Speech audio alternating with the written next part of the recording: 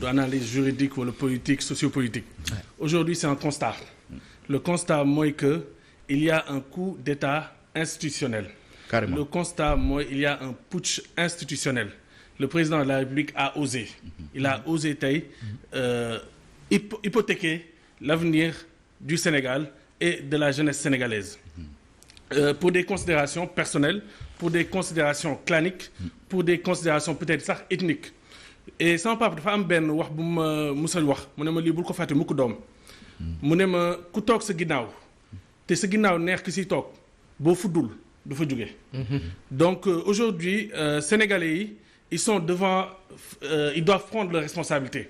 ndaxte le président de la République wax na ko si allocution am il a dit qu'il a consulté le Premier ministre, il a consulté le président de l'Assemblée nationale, il a consulté le président du Conseil constitutionnel, mais est-ce qu'il a consulté le peuple sénégalais? Le président Macky Sall, le président Macky Sall nii léegi tout de suite il a consulté donc tous les membres muy PM muy président de l'Assemblée nationale, président du Conseil constitutionnel, mais il n'a pas consulté le peuple sénégalais.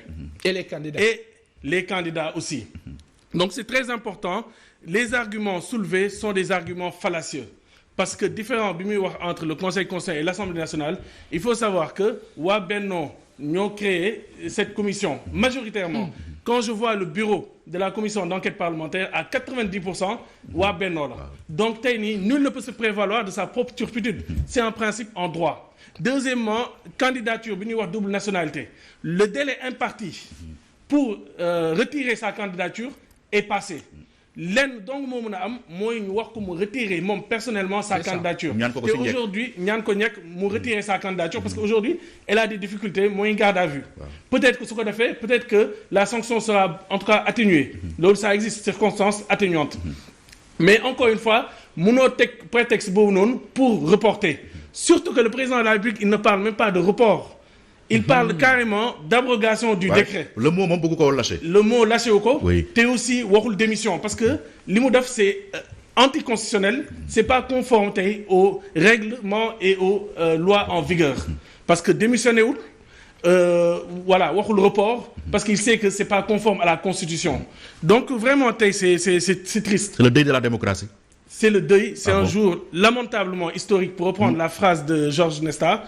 Et wax dëgg yàlla man il y a 5 ans bi sama waajur bu góor génne àdduna ma bàyyi France bàyyi lépp je me suis dit Sidy Lamine Niasse combat am pendant plus de 30 ans c'est un combat noble.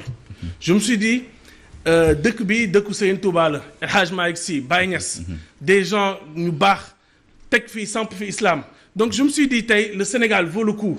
Confort bi ma nekkoon en France conditions yu baax yi ma amoon hygiène de vie bi ma amoon loolu yëpp j'ai décidé de laisser et de venir au Sénégal j'ai bousillé ma santé tey nii j'ai pris plus de 40 kilos en 4 ans 5 ans tey xeetu feebar boo xalaat dal na ma muy diabète muy cholestérol et cetera pour vous dire que tey je me sacrifie parce que tey une entreprise comme Walfadjri c'est pas facile maintenant nag su ma ñëwee nag gis un coup d'état institutionnel qu'on met aujourd'hui devant les Sénégalais je me dis vraiment que est-ce que ça valait autant de sacrifices.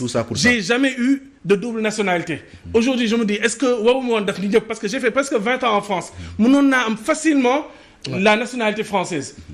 Moo tax man tey nii je veux prendre une décision parce que bëgguma ëllëg sama doom ne ma vous avez pris vous avez assisté à un coup d'état institutionnel. Qu'avez-vous fait? Loo def pap man tey nii je li ma gëmoon ci Sénégal.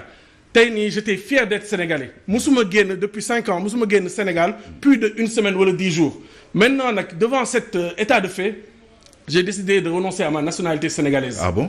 J'ai décidé tey dès lundi je vais écrire au procureur de la République pour demander que le statut d'apatride parce que je me reconnais plus à cette communauté sama carte d'identité moo ngi nii j'ai décidé de le couper je ne me reconnais plus dans ce pays. Pour yow loolu coupé naa man je décide.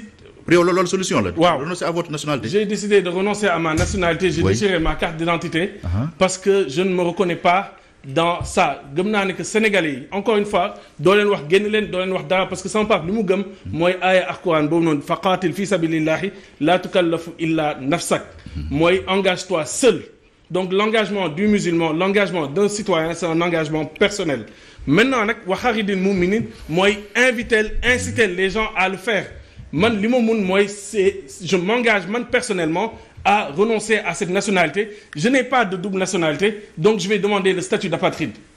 Deuxièmement, moi, bien sûr, en étant un apatride, Walfadjri, je ne pourrais pas le diriger, donc on va mettre en vente Walfadjri.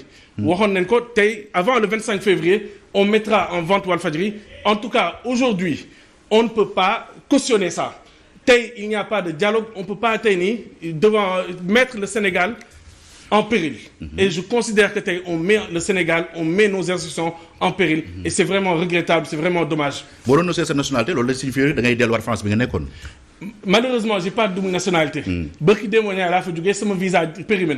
Donc, je vais voir, fallait atterrir, je ne sais pas. Mais les Amsolom, moi, aujourd'hui, idéal, il me demande ce Sénégal. Idéal, il me demande que son pape, moi, le défendre toute sa vie. Je suis sans pape la Wolo, etc. Donc, aujourd'hui, je pensais réellement que Taylini, président de la République, il n'oserait pas faire ça au peuple sénégalais. Mais malheureusement, il l'a osé. On va réagir en conséquence. Mais est-ce que la réaction à l'émotion aussi n'est que nous cher? Est-ce que Bahol Won gagner du recul d'abord, gagner mûrir décision yi nga bëgg jël? Wow, actuellement, on n'est pas dans le, encore une fois, comme nous le voyons sans analyse amatul, parce que ici il n'y a pas, le droit n'a pas été dit. Analyse amoul, parce qu'à tout moment on peut couper notre signal, comme on l'a fait à maintes et maintes reprises. À tout moment on peut couper les réseaux sociaux, comme on l'a fait à maintes et maintes reprises. À tout moment on peut couper Internet, comme on l'a fait à maintes et maintes reprises. Donc, nous, encore une fois, comme nous l'avons dit, je vais le répéter, je vais le dire, donc, il est... Sénégalais, nous avons cette responsabilité. Mandat de sa responsabilité. Donc, je ne peux pas parler au nom des Sénégalais.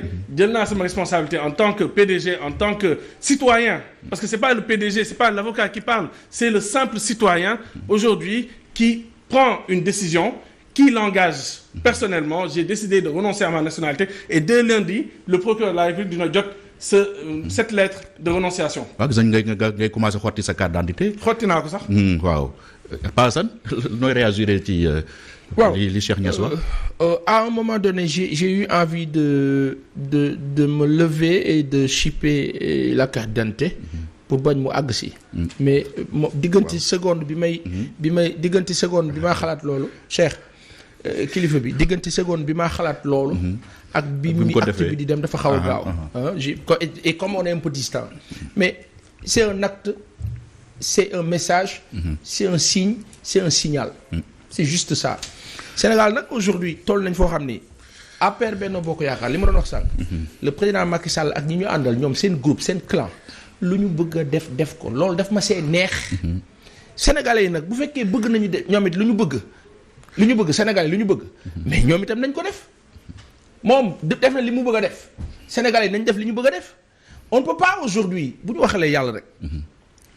waaw après di nga dem nga def mot de la fin avant nga dem.